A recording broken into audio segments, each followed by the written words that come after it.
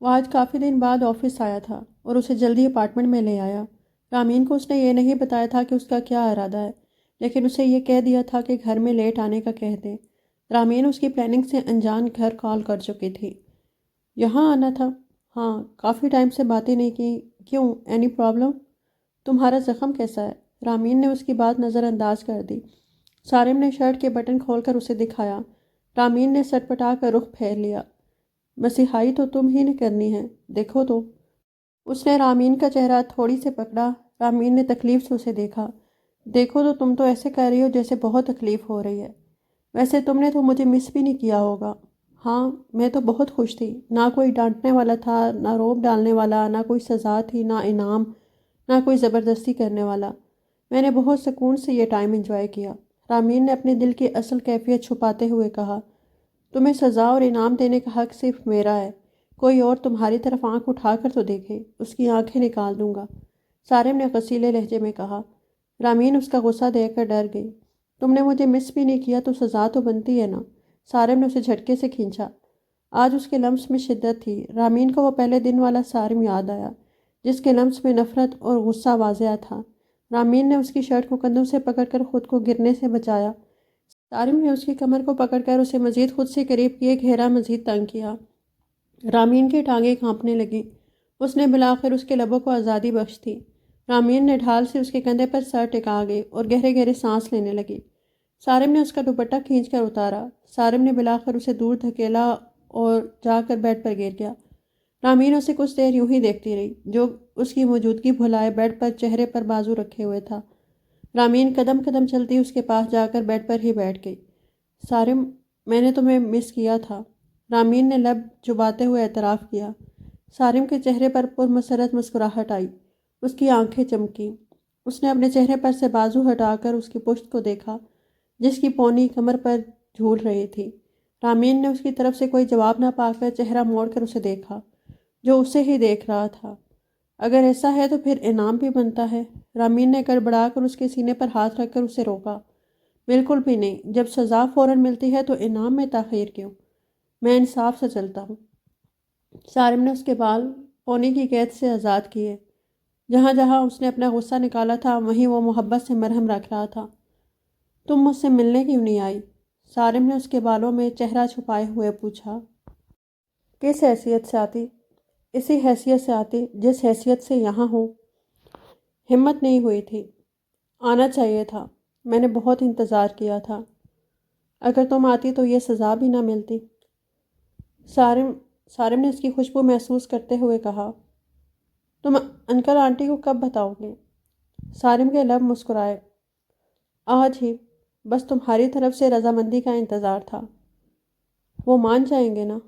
Ramen کے لہجے میں ہزاروں خدشے تھے۔ پتہ نہیں، سارم نے غیر دلچسپی سے جواب دیا۔ اگر وہ نہ مانے تو؟ تب کی تب دیکھیں گے، ابھی تو انجوائے کرو۔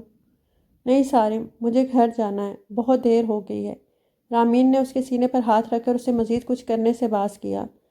ابھی تو آفس ٹائم نہیں ختم ہوا، پھر آج تو تم اوور ٹائم کر رہی ہو، ابھی بہت ٹائم ہے۔ سارم نے اس کے ہاتھ کی انگلیوں میں اپنے ہاتھوں کی انگلیاں الجھائیں۔ سارم کے آفس کا دروازہ ناک کر کے وہ اندر داخل ہوئی۔ آپ کو یاد آ گیا آفس آنے کا؟ یہ کوئی ٹائم ہے آنے کا؟ سارم رامین کی شکل دیکھتے ہی دھاڑا۔ سارم، تم آج مجھے پک کرنے ہی نہیں آئے، میں کب سے تمہارا ویٹ کر رہی تھی۔ رامین نے اس کے غصے سے خائف ہوتے اور سنبھلتے ہوئے کہا۔ ایکسکیوز می، یہاں مجھ سے کس ٹون میں بات کر رہی ہیں؟ یہ آفس ہے، کوئی کیفیٹیریا نہیں، جہاں آپ گلے شکوے لے کر بیٹھ گئی ہیں۔ اپنی شکایات اس سے کریں جس نے آپ کے ساتھ کمٹمنٹ کی تھی۔ میری آپ کی ایسی کوئی بے تکلفی نہیں ہے، سو اپنی لمٹس میں رہیں۔ آج کی آپ کے ہاف ڈے کی سیلری کٹے گی، تاکہ نیکسٹ ٹائم آپ وقت کا خیال رکھیں۔ کسی بات پر ناراض ہو؟ رامین نے اس کے پاس جا کر اس کا ہاتھ پکڑا۔ سارم نے جھٹکے سے اپنا ہاتھ کھینچا۔ گیٹ آؤٹ، سارم دھاڑا۔ رامین ہڑبڑا کر پیچھے ہوئی اور تیز تیز قدم اٹھاتی باہر نکل گئی۔ آنکھوں سے آنسو تیزی سے گرنے لگے۔ رامین سارم کے رویے سے پریشان تھی۔ اس کا رویہ یکدم بدلا تھا۔ پک اینڈ ڈراپ تو دور، وہ اس کو نظر اٹھا کر نہیں دیکھتا تھا، نہ وہ رامین کی کالز اٹھاتا تھا۔ صرف یہی نہیں، اس نے اپنا کہا بھی نبھایا تھا۔ اس نے اس کی ہاف ڈے کی پے کاٹی تھی اور بھی بہت سارے دنوں کی پے کاٹی، جس کی تو رامین کو سمجھ نہ آئی، کیونکہ وہ تو باقاعدگی سے آفس آتی تھی، اپنا کام کرتی تھی۔ کئی بار تو وہ آفس میں دیر تک بیٹھ کر کام کرتی تھی۔ اس کے باوجود پے کا کٹ جانا اسے سمجھ نہیں آیا۔ وہ صارم جو اس کی خوشبو اور لمس کے بغیر بے چین ہو جاتا تھا، اسے اچانک کیا ہو گیا تھا؟ رامین جو اس سے یہ پوچھنے کا ارادہ رکھتی تھی کہ اس نے اپنے پیرنٹس سے بات کی، کیا بنا وہ مانے، اس نے ان سوالوں کا کیا جواب دینا تھا؟ وہ تو خود اس سے نظریں پھیر چکا تھا۔ رامین تیز تیز اپنا کام کر رہی تھی۔ جب وہ اس کے آفس گئی تو وہ کسی سے محو گفتگو تھا اور پروگرام سیٹ کر رہا تھا۔ اس کا آج اپنے اپارٹمنٹ میں جانے کا پلان تھا۔ وہ جلدی جلدی کام مکمل کر رہی تھی۔ صارم تو 4 بجے ہی نکل گیا اور اسے جانے سے پہلے خاصا مصروف کر گیا تھا۔ رامین نے گھڑی میں ٹائم دیکھا، 6 بج چکے تھے۔ اسے مزید 1 گھنٹے میں یہ کام کمپلیٹ کرنا تھا۔ علی شاہ تیزی سے آفس کے ایگزٹ ڈور سے نکلے۔ سب جا چکے ہیں، آفس لاک کر دو، چیک کر کے لاک کرنا۔ علی شاہ نے گارڈ کو ہدایات دی۔ سر، ابھی صارم سر کی سیکرٹری اوپر ہی ہے، وہ جائے گی تو لاک کروں گا۔ وہ کب تک جائے گی؟ سر، ہر روز 7 بجے کے بعد ہی جاتی ہیں، گارڈ نے سنجیدگی سے بتایا۔ علی شاہ کے ماتھے پر بل پڑے۔ وہ دوبارہ آفس کی بلڈنگ میں داخل ہوئے۔ صارم کو کہا بھی تھا کہ صرف سیلری بڑھانی ہے، ٹائم نہیں۔ بات نہیں سنتا۔ علی شاہ رامین کے سر پر پہنچ گئے۔ بیٹا کیا کر رہی ہو؟ سارا آفس خالی ہو چکا ہے۔ رامین جو اپنے کام میں مگن تھی، اچانک سے علی شاہ کی آواز پر ڈر گئی۔ سامنے ہی علی شاہ کو کھڑے دیکھ کر اس کی جان میں جان آئی۔ انکل، بس تھوڑا سا کام رہ گیا ہے، سر دے کر گئے ہیں، یہ کر لوں پھر چلی جاؤں گی، رامین نے کھڑے ہو کر جواب دیا۔ نہیں رامین بیٹا، اس کو بند کرو اور گھر چلو، سارا آفس خالی ہو چکا ہے۔ نہیں انکل، سر غصہ کریں گے۔ اب انہیں کیا بتاتی کہ صارم نے اس کی پے کاٹ لینی تھی۔ پہلے ہی وہ اس کی چھوٹی چھوٹی باتوں کی پے کاٹ چکا تھا کہ اب اس میں اتنی سخت نہیں تھی کہ مزید کوئی نقصان برداشت کر پاتی۔ صارم کو کہہ دینا میں نے کہا ہے، مجھ سے آ کر بات کرے۔ علی شاہ اسے ساتھ لے کر ہی نکلے۔ وہ ان کے ساتھ لفٹ میں داخل ہوئی۔ لڑکیوں کی عزت بہت نازک ہوتی ہے رامین بیٹا، سب امپلائیز کے ساتھ نکلا کرو، آئندہ میں آپ کو اکیلے نہ دیکھوں، علی شاہ نے اسے سمجھایا۔ انکل، میری جاب ٹائمنگ 8 بجے تک کی ہے، ورنہ میری پے کٹے گی۔ پچھلے دنوں بھی میرے 7 بجے جانے کی وجہ سے میری بہت پے کٹی۔ میں صارم سے خود بات کروں گا۔ انکل، انہیں لگے گا کہ میں نے آپ سے ان کی کمپلین کی ہے۔ میں بات کر لوں گا، ڈونٹ وری بیٹا، وہ میرا ہی ہے۔ رامین کلفٹن سے پہلے ہی اتر گئی تھی۔ اس کے ہاتھ میں گلاب کا ایک پھول تھا۔ وہ بہت پرجوش سی تیزی سے قدم اٹھاتی آگے بڑھ رہی تھی۔ صارم کے اپارٹمنٹ تک کسی بس نے نہیں جانا تھا۔ اپارٹمنٹ میں پہنچ کر وہ بیل دینے ہی والی تھی کہ اندر سے آتی آوازوں نے اسے دروازہ کھلا ہونے کا پتہ دیا۔ وہ مسکراتے ہوئے اندر قدم رکھنے ہی والی تھی کہ اپنے نام کی پکار پر تھم گئی۔ یار، مجھے تو لگا تھا تو اس رامین کے عشق میں گوڑے گوڑے ڈوب چکا ہے۔ کون سا عشق؟ کیسا عشق؟ اور کہاں کا عشق؟ صارم کے لہجے میں حقارت واضح تھی۔ تو رامین کے آگے پیچھے پھرتا رہتا ہے اور کہہ رہا ہے کہ کون سا عشق؟ بے وقوف سمجھ رکھا ہے؟ ہاں ہے تو وہ بے وقوف ہی، کہا تھا نا میں نے، عام لڑکیوں جیسی ہے، یوں میرے جال میں پھنسی ہے۔ صارم نے تمسخر اڑایا۔ نہیں صارم، وہ عام لڑکیوں جیسی نہیں ہے، تمہیں اسے اپنے جال میں پھنسانے کے لیے 2 سال لگے ہیں، وہ بھی نکاح کے باوجود، شہریار نے حقیقت پسندی سے کہا۔ یار، تم اس انتقام کو بھولے نہیں، اس کو ڈھونڈوا تو ایسے رہے تھے جیسے اس کی محبت میں پاگل ہو چکے ہو۔ اسد بھی حیران تھا۔ ایسا ہی تھا شروعات میں اس گلٹ میں مبتلا تھا کہ میری وجہ سے اس کے پاپا کا انتقال ہو گیا ہے۔ میں وہاں بہت تڑپا، دل چاہتا تھا وہ کہیں سے مل جائے اور اسے فارغ کروں۔ میرا انتقام یہاں سے جاتے ہوئے ہی ختم ہو گیا تھا، لیکن جب میں واپس آیا، اپنے آفس میں پہلی بار اسے دیکھا، اس کی آنکھوں میں موجود بغاوت میرا خون کھولا گئی۔ اس نے میرے آفس میں مجھ سے جو پہلی بات کی، اس کے پہلے جملے میں اس نے مجھ سے ڈائیورس مانگی۔ اس بات نے میرے اشتعال کو ہوا دی۔ تب میں نے سوچا جس طرح میں ان 5 سالوں میں تڑپا ہوں، اسی طرح اس کو تڑپاؤں گا، اپنی محبت میں گرفتار کروں گا، اپنے پیچھے خوار کروں گا، اس دنیا میں رسوائی اس کے مقدر میں لکھ دوں گا۔ لوگوں سے بھری دنیا میں وہ ذلیل و رسوا ہوگی اور اس کی ذات کو میں سوالیہ نشان بنا دوں گا۔ لیکن یہاں اس کی قسمت ساتھ دے گئی اور کچھ بھی نہیں ہوا۔ لیکن جب میں مکمل بور ہو چکا تھا اور اس گیم کو ختم کرنے کا ارادہ رکھتا تھا، تب مجھے پتہ چلا کہ وہ مجھ سے محبت کرنے لگی ہے۔ اس پوائنٹ پر میرا انتقام ختم ہوا، مزہ آ گیا۔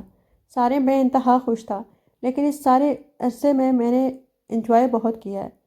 سارم نہیں، پلیز نہیں، یہ ظلم مت کرو، مجھے چھوڑ دو۔ سارم نے کہکا لگایا۔ تو اب تم اسے ڈائیورس کب دو گے؟ شہریار نے سنجیدگی سے پوچھا۔ کبھی بھی نہیں، بالکل بھی نہیں دوں گا۔ آخری سانس تک تڑپے گی، اور جب کبھی موڈ ہوا تو بلا لوں گا۔ رامین سے اسے آگے سننا محال ہو گیا۔ وہ سن سی وہاں سے خاموشی سے نکل گئی۔ اس کو نہیں پتا تھا کہ اب اسے کہاں جانا ہے۔ سارم، تم غلط کر رہے ہو، اسے ڈائیورس کر دو، اسے زندگی میں آگے بڑھنے دو، اور پھر اس سے زیادہ انتقام کیا لو گے؟ شہریار نے دوستانہ لہجے میں مشورہ دیا۔ نہ، میرا ڈسا تو پانی بھی نہیں مانگتا۔ شہریار اور اسد نے دکھ سے دیکھا۔ ساری زندگی انتقام نبھاتے رہو گے، شادی نہیں کرو گے؟ اسد نے ہوش دلایا۔ کیوں نہیں کروں گا؟ کروں گا شادی۔ مجھے رامین سے واقعی محبت نہیں ہوئی۔ ہاں، وہ بہت خوبصورت ہے، بہت حسین ہے، ایک حسین انتقام۔ چپ کرو سارم، فضول مت بولو، وہ ایک باحیا لڑکی ہے۔ اسد نے اسے جھاڑا۔ وہ باحیا لڑکی ہی میرے ساتھ رہی ہے، سارم نے کہا۔ اگر وہ تمہارے ساتھ تھی تو صرف ایک شوہر کی حیثیت سے، اور یہ مت بھولو کہ تم نے اسے کسی قابل نہیں چھوڑا تھا۔ شہریار نے ڈبرتے ہوئے آئینہ دکھایا۔ اس نے مجھے خود مجبور کیا تھا۔ شہریار اور اسد نے تعصب سے سر ہلایا۔ رامین لفٹ سے غائب دماغی سے نکلی۔ اس نے لفٹ میں کوئی بٹن نہیں دبایا تھا۔ اسے خود نہیں پتا تھا کہ اب اس کی اگلی منزل کیا ہے۔ وہ غائب دماغی سے چھت کے کھلے دروازے سے وہاں آ گئی۔ چھوٹے چھوٹے قدم اٹھاتی چل رہی تھی۔ اس کے اندر گھٹن حد سے سوا تھی۔ سناٹوں کا رواج تھا۔ وہ دھاڑے مار مار کر رونا چاہتی تھی، لیکن حلق سے آواز نکلنے سے قاصر تھی۔ البتہ آنکھوں سے آنسو لڑیوں کی صورت بہہ رہے تھے۔ ایک طرف وہ تھی جہاں اس کا غرور توڑنے کے لیے اس کی ذات کو پامال کیا گیا تھا، دوسری طرف اس کے گھر والے۔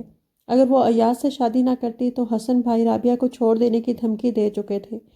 سارم کی باتیں اس کے دماغ میں چھکڑ چلا رہی تھیں۔ وہ آگے کیا کرے گی؟ آسمان وسیع تھا، پر پیروں تلے زمین کب نکلی اسے پتہ نہیں چلا۔ علی شاہ اور سمینہ شاہ چائے سے لطف اندوز ہو رہے تھے۔ علی شاہ کا موبائل مسلسل بج رہا تھا۔ 1 منٹ، یہ کال بہت امپورٹنٹ ہے۔ علی، اس ٹائم یہ میرا ٹائم ہونا چاہیے۔ آفس کو گھر کیوں لے آتے ہو؟ یہ کال امپورٹنٹ ہے سمینہ۔ علی شاہ سنجیدگی سے ٹوک گئے اور کال اٹھائی۔ یس، علی شاہ اسپیکنگ۔ علی انکل، میں رانیہ بات کر رہی ہوں، رامین کی بہن۔ جی بولو بیٹا۔ رامین اب تک گھر نہیں آئی انکل، اس کا موبائل بھی آف جا رہا ہے، وہ کب تک گھر آئے گی؟ رانیہ نے پریشانی سے پوچھا۔ گھر نہیں آئی؟ علی شاہ ٹیک چھوڑ کر آگے ہوئے۔ وہ تو 6:15 کی آفس سے نکل گئی تھی، علی شاہ نے ٹائم دیکھتے ہوئے کہا، جہاں اب رات کے 11 بج رہے تھے۔ 6:15 کی؟ رانیہ کی جان نکل گئی۔ وہ تو نہیں آئی۔ آپ پریشان مت ہو، میں پتہ کرتا ہوں۔ علی شاہ نے کال کاٹ دی اور اگلا نمبر ڈائل کرنے لگے۔ سارم اپنے دوستوں کے ساتھ پیزا انجوائے کر رہا تھا۔ وہ لوگ آج کافی ٹائم بعد اکٹھے ہوئے تھے اور آج ان کا خوب لمبا پروگرام تھا۔ سارم کا موبائل مسلسل بلنک ہو رہا تھا۔ سارم، انکل کی کال ہے۔ اسد نے اسے ہوش دلایا۔ وہ سیدھا ہو کر بیٹھا۔ یس ڈیڈ، سارم نے کال پک کرتے ہی کہا۔ کہاں ہو؟ کب سے کال کر رہا ہوں۔ علی شاہ ناراضگی سے بولے۔ ڈیڈ، وہ سائٹ پر پڑا تھا، شہریار لوگوں کے ساتھ ہوں۔ رامین اب تک گھر نہیں پہنچی۔ میں اسے 6 بجے کے قریب آفس سے لے کر نکلا تھا، لیکن اب تک گھر نہیں پہنچی۔ کچھ آئیڈیا ہے کہاں ہوگی؟ مجھے کیا پتا ڈیڈ، اپنی مرضی کی مالک ہے، وہ مجھے کیوں بتائے گی؟ بلکہ مجھے آپ سے ایک بات کرنی تھی۔ میں اسے اب اپنے ساتھ نہیں رکھوں گا۔ میں اس کی پروگریس سے بالکل مطمئن نہیں ہوں، اس لیے میں نے فیصلہ کیا ہے کہ اسے جاب سے ٹرمینیٹ کرنے کا۔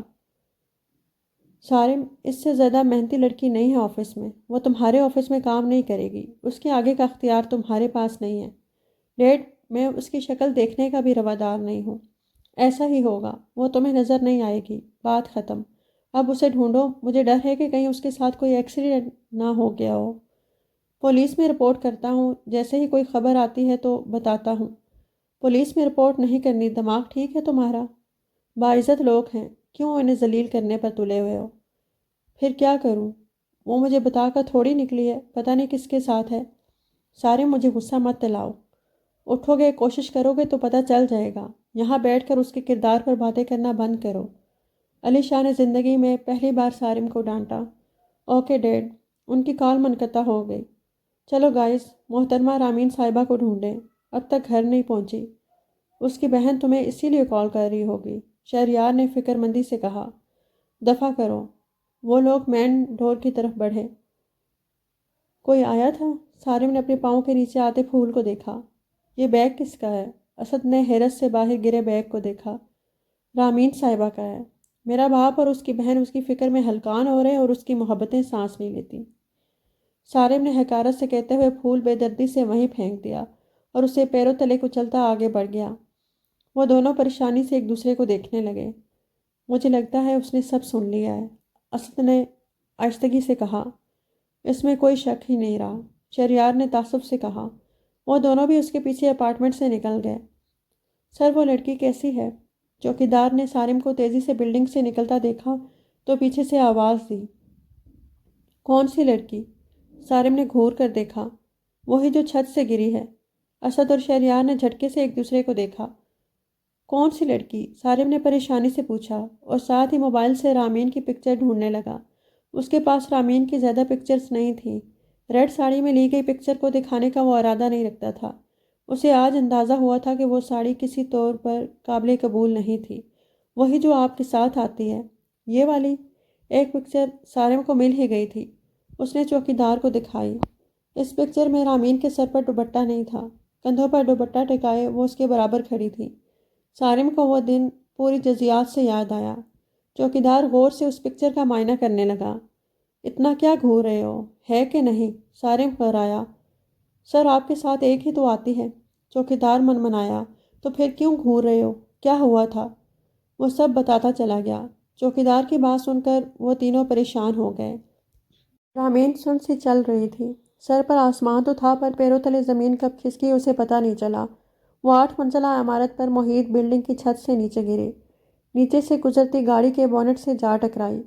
گاڑی کی رفتار تیز ہونے کے باعث وہ دور مین روڈ پر جا گری۔ بھاگتی دوڑتی گاڑیوں کو جھٹکے سے بریک لگے اور ٹائر چرچرا اٹھے۔ پرسکون ماحول ایک دم سے افراتفری میں بدل گیا۔ ٹریفک کا بے ہنگم شور، لوگوں کی چیخو پکار سے ماحول میں ارتعاش برپا ہوا۔ لمحے میں بھاگتی دوڑتی دنیا ساکت ہوئی اور سڑک خون سے بھر گئی۔ گاڑی والے پر لوگ چلانے لگے۔ مجھ پر چلانا بند کریں، میں نے کچھ بھی جان بوجھ کر نہیں کیا۔ یہ لڑکی اس بلڈنگ سے گری ہے، مجھے تو پتہ بھی نہیں تھا۔ کوئی اس بیچاری کو ہاسپٹل لے کر جاؤ، مر جائے گی، بہت خون بہہ رہا ہے۔ ان کی فیملی کو بتا دیں میں نے سٹی ہاسپٹل لے کر جا رہا ہوں۔ اسی گاڑی والے نے رامین کے بے سدھ پڑے وجود کو اٹھا کر گاڑی کی پچھلی سیٹ پر ڈالا اور گاڑی آگے بھگا لے گیا۔ ایمرجنسی میں رامین کا ٹریٹمنٹ شروع کیا گیا۔ پہلے تو اسے خودکشی کیس کے باعث ڈاکٹر اس کا ٹریٹمنٹ کرنے سے انکاری تھے، پھر اس گاڑی والے نے کسی طرح اپنے اثر و رسوخ کا استعمال کر کے ٹریٹمنٹ شروع کروا دیا۔ رامین کا خون بہت ضائع ہو چکا تھا۔ اسی بندے نے اس کا بلڈ ارینج کروایا تھا۔ بازو اور ٹانگوں کی ہڈیاں ٹوٹ گئی تھیں، پٹیوں سے جکڑا اس کا وجود۔ وہ زندہ تو تھی مگر کسی لاش کی طرح۔ اسے ہوش نہیں آ رہا تھا۔ وہ بندہ ابھی تک وہیں موجود تھا۔ اس لڑکی کے گھر والوں کا کوئی اتا پتہ نہیں تھا۔ ایسا کیا ہوا تھا جو اتنی کم عمر لڑکی کو خودکشی کرنی پڑی؟ اس شخص کی فلائٹ کا ٹائم ہو چکا تھا، اسے اب نکلنا تھا۔ وہ ڈاکٹر سے اس لڑکی کا ٹریٹمنٹ مکمل کرانے کی تاکید کرتا وہاں سے چلا گیا۔ سارم ریش ڈرائیو کر رہا تھا۔ اس کی گاڑی ہوا سے باتیں کر رہی تھی۔ وہ علی شاہ کو کال پر بتا چکا تھا۔ خود اس کا رخ ہاسپٹل کی طرف تھا۔ سارم، تم تو یہی چاہتے تھے نا کہ تمہاری اس سے جان چھوٹ جائے؟ اب وہ مر کے چھوٹے یا زندہ رہ کے؟ تمہاری تو جان بخشی ہوگی۔ دعا کرو وہ مر ہی جائے، کیونکہ جیتے جی تو تم اسے چین نہیں لینے دو گے۔ شہریار نے جان بوجھ کر اپنے لفظوں کے ذریعے اس کے دل پر وار کیا۔ سارم نے بے بسی سے سر نفی میں ہلایا۔ اس کے دل کو کچھ ہو رہا تھا۔ ہاسپٹل کے باہر گاڑی روکتے ہی وہ گاڑی کا دروازہ کھول کر پاگلوں کی طرح اندر بھاگا۔ اسے کیا ہوا؟ اس کے لیے تو یہ انتقام تھا جو ختم ہوا؟ اسد نے حیرت سے پوچھا اور ڈرائیونگ سیٹ کا دروازہ بند کیا۔ یہ رامین سے محبت کرتا ہے اور بدقسمتی سے اس بات سے خود بھی انجان ہے۔ دیکھا نہیں تھا اس کی تصویر گارڈ کو گھورتے دیکھ کر کیسے جھاڑ دیا تھا، حالانکہ خود اسے روند رہا تھا۔ شہریار نے اندر کی طرف بڑھتے ہوئے کہا۔ رامین خالد، سارم نے ریسیپشن پر جا کر تیزی سے کہا۔ ریسیپشن پر موجود لڑکی نے تیزی سے ٹائپنگ کر کے چیک کیا۔ سوری سر، اس نام کی ہمارے پاس کوئی پیشنٹ نہیں ہے۔ یہ کیسے ممکن ہے؟ آج ایمرجنسی میں آئی ہے، چھت سے گری ہے۔ ڈیٹ میں سر، اس لڑکی نے اشارے سے راستہ بتایا۔ وہ تیزی سے بھاگا۔ شہریار اور اسد بھی اس کے پیچھے تھے۔ ایمرجنسی وارڈ میں جا کر سارم نے رامین کو تلاشا پر نظریں خالی لوٹی۔ ایکسکیوز می ڈاکٹر، آج شام میں ایک لڑکی آئی ہے ایمرجنسی میں، وہ کہاں ہے؟ ICU میں ہیں۔ کہاں تھے آپ؟ کیا لگتی ہیں وہ آپ کی؟ ڈاکٹر نے فکر مندی سے بتایا۔ وائف ہے میری، آئیں میرے ساتھ۔ وہ ٹھیک تو ہے نا؟ آئی وش میں ایسا کہہ پاتا۔ وہ زندہ ہے لیکن حالت بہت خراب ہے، کوما میں جا چکی ہیں، بہت زیادہ انجریز آئی ہیں، ہڈیاں ٹوٹی ہیں۔ کیا؟ سارم کو شوق لگا۔ وہ لڑکھڑایا۔ پاس کھڑے اسد نے اسے سہارا دیا۔ اسے کب تک ہوش آ جائے گا؟ سر پر چوٹ بہت گہری ہے، کہنے کو 2 دن میں آ جائے، نہ آنے کو ساری زندگی نہ آئے۔ سارم نے رامین کے پٹیوں سے جکڑے وجود کو دیکھا، جو اس وقت ہر احساس سے عاری، ساکت اور منجمد تھا۔ سارم کی آنکھوں سے آنسو ٹوٹ کر گرے۔ ڈاکٹر سارم کا کندھا تھپک کر آگے بڑھ گیا۔ ان تینوں کو چپ لگ گئی تھی۔ وہ تینوں کچھ بھی کہنے کے قابل نہیں رہے تھے۔ یہ میں نے کیا کر دیا؟ سارم نے بہتی آنکھوں سے کہا۔ کیا ہوا ہے سارم؟ رامین ٹھیک ہے؟ علی شاہ نے ان کو کاریڈور میں کھڑے دیکھا تو ان کی طرف آئے۔ سارم باپ کو دیکھ کر ان سے لپٹ کر بچوں کی طرح رونے لگا۔ ڈیڈ، میں نے اسے مار دیا، میری وجہ سے وہ زندہ لاش بن گئی۔ کیا ہوا ہے؟ کیا ہوا ہے سارم؟ علی شاہ نے اسے کندھوں سے پکڑ کر خود سے الگ کیا۔ سارم شرمندگی اور احساس جرم سے نظریں جھکا گیا۔ وہ بہتی آنکھوں سے علی شاہ کو شروع سے آج تک کا بتانے لگا۔ اس کی ساری بات سنتے ہی علی شاہ نے ایک زناٹے دار تھپڑ اسے رسید کیا۔ یہ کیا کیا سارم تم نے؟ ایک ہنستے بستے گھر کو برباد کر دیا، ایک لڑکی ایکسپلائٹ کر دی۔ اگر وہ لڑکی تم سے بات نہیں کرتی تھی تو تم نے اس بات کو انا کا مسئلہ کیوں بنا لیا؟ تمہاری اس نام نہاد ایگو نے اس لڑکی کے سر سے باپ کا سہارا چھین لیا، اور اب تم نے اس کے خاندان سے ان کا واحد سہارا بھی چھین لیا۔ یہ تم نے کیا کیا ہے؟ ابھی میں نے تم پر ہاتھ اٹھایا ہے، مجھ سے بھی انتقام لو، مارو مجھے بھی برباد کرو۔ رانیہ اور فرح بیگم جو پیچھے ہی آ چکی تھی، ان کی سب باتیں سن کر بھونچار ہو رہ گئیں۔ ڈیڈ، آپ کہیں نا اس سے، میں مر جاؤں گا اس احساس سے کہ یہ میں نے کیا کر دیا۔ آپ اسے کہیں نہ کہ اٹھ جائے ورنہ میں مر جاؤں گا۔ رامین کیسی ہے؟ کہاں ہے وہ؟ ٹھیک تو ہے نا سارم بھائی؟ رانیہ تیزی سے آگے آئی۔ اس کے لہجے میں ہزار اندیشے تھے۔ سارم بھائی کیوں کہہ رہی ہو؟ سارم ایگوئسٹک کہو۔ یہ کیا بتائے گا؟ یہی تو تمہاری بہن کے اس حال میں ہونے کی وجہ ہے۔ وہ آج جس مقام پر ہے وہاں پہنچانے والا ہی یہی ہے۔ دیکھا، میں نہ کہتا تھا دال میں کچھ کالا ہے۔ تمہاری بہن ایسے ہی ایاز کے رشتے سے انکار نہیں کر رہی تھی۔ حسن نے جلدی پر تیل کا کام کیا۔ رابعہ خاموش رہی۔ رامین کا کردار پہلے دن سے ہی مشکوک تھا۔ حسن نے ایک بار پھر آگ لگائی۔ اپنے کردار کے بارے میں کیا کہو گے؟ ایک کم عمر اور کم تعلیم یافتہ لڑکی کے ٹکڑوں پر پلنے والے خاندان کے بارے میں کیا کہو گے؟ تم سب نے مل کر اس لڑکی کو تباہ کر دیا۔ کبھی اسے اپنی بہن کا گھر بچانا تھا، کبھی ماں کو بیٹے کی کمی نہ ہو، کبھی باپ کے خواب کو اپنا خواب بنا کر پورا کرنے کی فکر، اور کبھی تمہارے جیسے انسان سے اپنی عزت بچانے کی فکر۔ علی شاہ نے سارم کے کندھے پر ہاتھ مارتے ہوئے اسے دھکا دیا۔ سارم کا سر جھکا ہوا تھا۔ اور مجھ سے غلطی وہاں ہوئی سارم، جب میں نے اس معصوم لڑکی کی ذمہ داری تمہیں دے دی۔ مجھ سے بہت بڑی غلطی ہوئی۔ علی شاہ تھک کر پاس پڑی چیئر پر بیٹھ گئے۔ حسن شرمندگی سے سر جھکائے کھڑا تھا۔ فرح بیگم، رابعہ، رانیہ اور سارم، ان سب کی آنکھوں سے پچھتاوے کے آنسو رواں تھے۔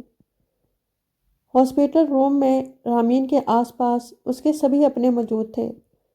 سب کی آنکھوں سے آنسو رواں تھے۔ کسی کو آج اس سے پیسے نہیں چاہیے تھے۔ سب اس کی زندگی کے لیے دعا گو تھے، اور یہ سب دیکھنے کے لیے رامین وہاں ہو کر بھی وہاں نہیں تھی۔ اسے یہ شکوہ تھا کہ اپنے پاپا کے انتقال کے بعد اس نے تمام رشتے کھو دیے، لیکن آج وہ تمام رشتے اس کے پاس تھے، لیکن یہ تمام رشتے محسوس کرنے کے لیے رامین وہاں ہو کر بھی وہاں نہیں تھی۔ رانیہ رامین کے ڈاکٹر سے مل کر آئی اور رو رہی تھی۔ اس نے رامین کی میڈیکل فائل کی پکچر اپنے ٹیچر کو سینڈ کی تھی، جن کے مطابق رامین کی باڈی کسی بھی میڈیسن کو رسپانس نہیں کر رہی تھی، جیسے وہ جینے کی تمنا چھوڑ چکی ہے۔ رانیہ روتے ہوئے رامین کے پاس بیٹھی۔ رامین دیکھو، ہم سب تمہارے پاس ہیں، پلیز جلدی سے ٹھیک ہو جاؤ۔ آج ہم میں سے کسی کو تم سے کچھ نہیں چاہیے، صرف تمہیں دیکھنا چاہتے ہیں، پلیز ٹھیک ہو جاؤ۔ رانیہ اس کا ہاتھ پکڑے اس سے مخاطب تھی۔ رابعہ نے روتے ہوئے رانیہ کے کندھے پر ہاتھ رکھا۔ وہ روتے ہوئے رابعہ کے گلے لگ گئی۔ آپی، آپ اسے بولے نہ، ایسے مت کرے، رانیہ نے بلکتے ہوئے کہا۔ ان دونوں سے رامین کی یہ حالت دیکھی نہیں جا رہی تھی۔ ہماری کمپنی کا رول ہے کہ اگر کسی امپلائی کو کچھ ہوتا ہے تو کمپنی تمام تر اخراجات پورے کرتی ہے اور ہر مہینے اس کی فیملی کو اس کی سیلری کا ایک حصہ دیتی ہے۔ اس میں میرا کیا فائدہ ہے؟ سارم ایک بار پھر دیوار سے سر ٹکائے، آنکھیں موند گیا۔ آنسو ایک بار پھر اس کی آنکھوں سے نکلنے لگے۔ کہتے ہیں کہ مرد روتے نہیں ہیں۔ کیوں نہیں روتے؟ وہ بھی تو انسان ہوتے ہیں۔ جب وار دل پر ہو اور کاری ہو تو ضبط ٹوٹ جایا کرتے ہیں اور مضبوط سے مضبوط مرد بھی چھلک پڑتے ہیں، جیسے سارم شاہ آج رامین خالد کے لیے رو رہا تھا۔ اسے آج اور اسی پل یہ ادراک ہوا تھا کہ اسے رامین خالد سے محبت ہے اور بے پناہ محبت ہے۔ رانی خاموشی سے سارم کے پاس آ کھڑی ہوئی۔ آپ کیوں رو رہے ہیں سر؟ آپ کا انتقام تو پورا ہوا۔ ایسا مت کہو رانی، تمہارے لیے میں پہلے دن بھی سارم بھائی ہی تھا اور آج بھی وہی ہوں۔ رامین سے انتقام تو صرف ایک بہانہ تھا۔ میرا دل تو کب کا دغا دے گیا تھا۔ یہ دل تو آج بھی اس کے پاس رہنے کی ضد کرتا ہے، تبھی اسے تنگ کرنے کے بہانے ڈھونڈتا تھا۔ میرا چین، میرا سکون اندر بے سود پڑی لڑکی کے وجود میں ہے۔ بے بس وہی نہیں، میں بھی ہوں۔ مجھے ایسا لگ رہا ہے میں زندہ ہو کر بھی زندہ نہیں ہوں۔ پیروں تلے زمین اور سر کے اوپر آسمان نہیں۔ سانس تو لے رہا ہوں پر جی نہیں رہا۔ سارم بھائی، ہم سب اس کے مجرم ہیں۔ دونوں کے درمیان خاموشی رہی۔ اس خاموشی کو سارم نے ہی توڑا۔ رانی کی آنکھیں بھی برابر برس پڑیں۔ رانی، تم تو میڈیکل اسٹوڈنٹ ہو، تم رامین کی میڈیکل رپورٹس پڑھ کر بتاؤ وہ کب تک ٹھیک ہوگی، اور پلیز کچھ ایسا مت کہنا کہ تمہارے سارم بھائی کا دل دھڑکنا ہی بھول جائے۔ سارم بھائی، رامین کی باڈی کسی میڈیسن کو رسپانس نہیں کر رہی۔ وہ ہم سب سے شدید ناراض ہے۔ وہ ہم سب سے ناراض ہو سکتی ہے رانی، لیکن تم سے نہیں۔ وہ تم سے بے پناہ محبت کرتی ہے۔ پلیز تم اسے کہو، وہ تمہاری ہر خواہش پوری کرنا چاہتی ہے۔ رانی کی آنکھوں میں بھی شرمندگی کے آنسو تھے۔